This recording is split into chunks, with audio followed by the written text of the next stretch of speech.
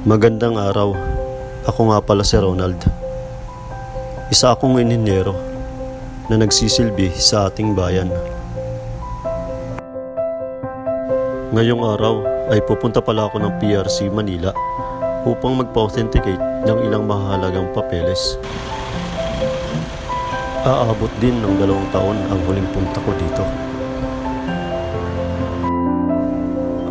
At bago ka makakuha ng transaksyon, kailangan mo muna magpa-schedule sa online. Kasi hindi ka nila papansinin kapag wala ka nito. Kailangan mo lang magantay ng saglit dahil medyo may kahabaan ng pila. Pero okay lang. Maganda naman dito sa loob at malamig pa. Pero kailangan ko munang lumabas para kumain at nagugutom na rin ako. Ilang sandali na lang ay matatapos na rin ako. Hanggang sa muli. Paalam.